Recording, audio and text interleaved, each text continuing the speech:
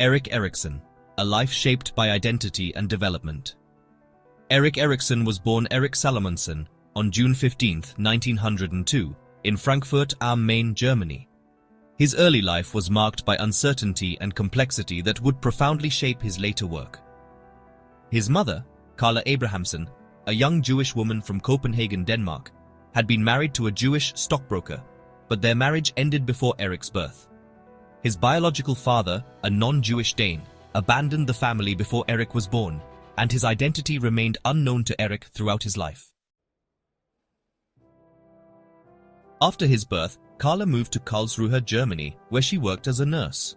In 1905, she married Dr. Theodor Homburger, a German Jewish pediatrician, who adopted Erik and gave him the surname Homburger.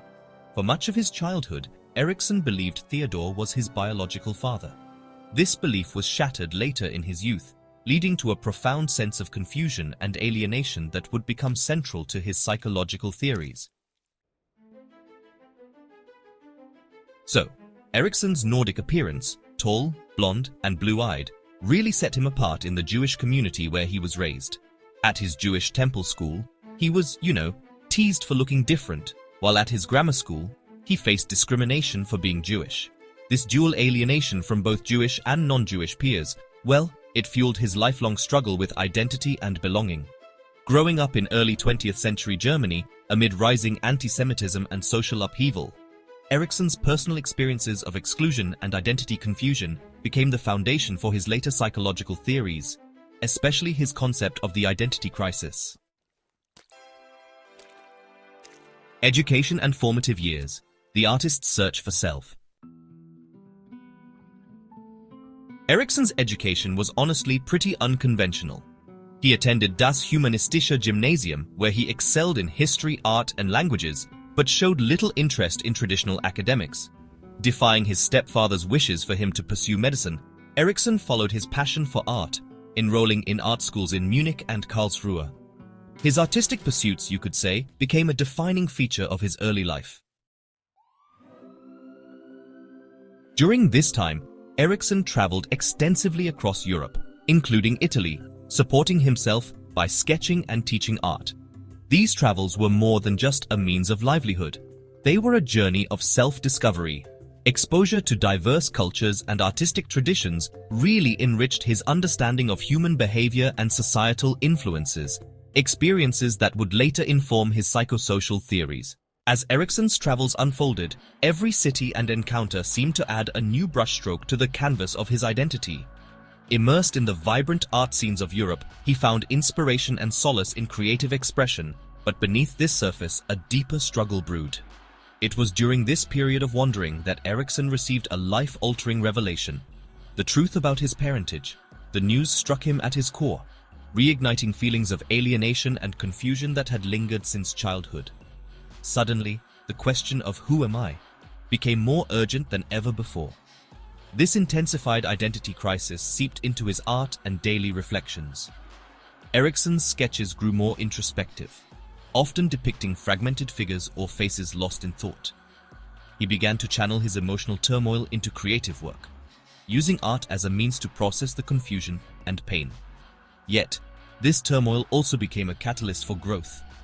Grappling with his fractured sense of self, Erikson started to explore the central themes that would later define his life's work: identity, belonging, and the lifelong search for meaning. These experiences would plant the seeds for the psychosocial theories he would eventually share with the world. These personal struggles with identity would become central themes in his later work, as he sought to understand how individuals form a coherent sense of self amid social and cultural pressures. A turning point in Erikson's life came in 1927 when he accepted a position teaching art at a school in Vienna, run by Dorothy Burlingham, a close friend of Anna Freud, daughter of Sigmund Freud. This opportunity, honestly, introduced Erikson to the Freud family and the emerging field of psychoanalysis. Anna Freud recognized Erikson's sensitivity and interest in children and encouraged him to pursue psychoanalytic training. Despite lacking a formal university degree, Erikson enrolled at the Vienna Psychoanalytic Institute, specializing in child psychoanalysis under Anna Freud's mentorship. His training was, well, quite unconventional, relying heavily on practical experience, extensive reading, and personal analysis with Anna Freud. He also took courses at the University of Vienna in art history, and psychology, which really broadened his intellectual foundation. Erikson's relationship with Anna Freud was, really instrumental in shaping his professional identity. She guided his training and definitely influenced his focus on child development and identity formation.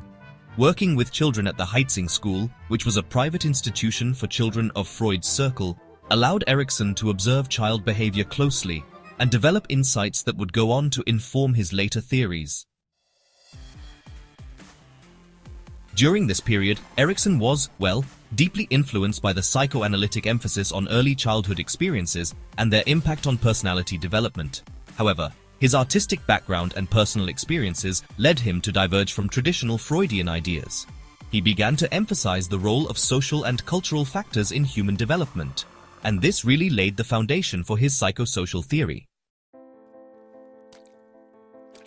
Emigration and academic career marked a turning point, as Erikson began building a new framework for understanding human development, drawing on both his European roots and his experiences in a new cultural context.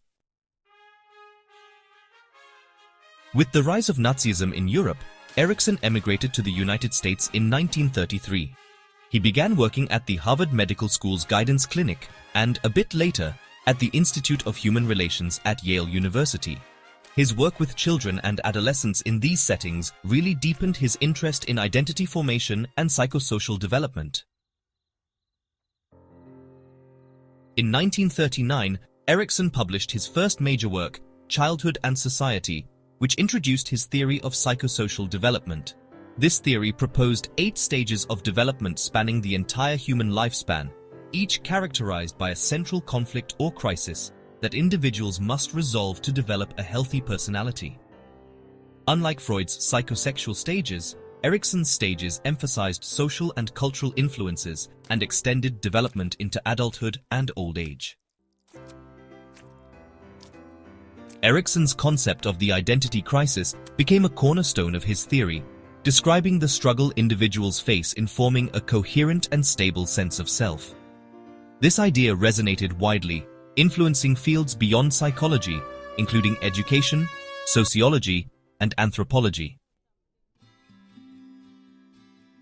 So, Erikson married Joan Serson, who was also a psychoanalyst back in 1930. Together, they had 4 children. Joan's support and their shared professional interests really played a big role throughout Erikson's career. His personal experiences, including his own identity struggles and his work with diverse populations, really shaped his empathetic and culturally sensitive approach to psychology. Erikson married Joan Serson, a fellow psychoanalyst, in 1930. They had 4 children together. Joan's support and their shared professional interests were, honestly, important throughout Erikson's career. Throughout his career, Erikson was influenced by a range of intellectual traditions, including Freudian psychoanalysis, anthropology, and humanistic psychology. His collaborations with anthropologists like Margaret Mead, really enriched his understanding of cultural influences on development. So, Erikson held academic positions at several prestigious institutions, including Harvard, Yale, and the University of California, Berkeley. He continued to refine his theories and publish influential works, such as Identity, Youth, and Crisis, published back in 1968, which explored adolescent identity formation in the context of social change. Erikson held academic positions at several prestigious institutions, including Harvard, Yale, and the University of California, Berkeley. He continued to refine his theories and publish influential works, such as Identity, Youth, and Crisis, published in 1968, which explored adolescent identity formation in the context of social change. His later work expanded on the psychosocial stages, addressing issues of aging, wisdom, and integrity. Erikson's holistic view of human development emphasized the lifelong process of negotiating identity within social and cultural contexts. Erik Erikson passed away on May 12, 1994, in Harwich, Massachusetts. His legacy endures through his profound contributions to developmental psychology and his enduring concept of the identity crisis, which continues to shape understanding of human growth and identity formation.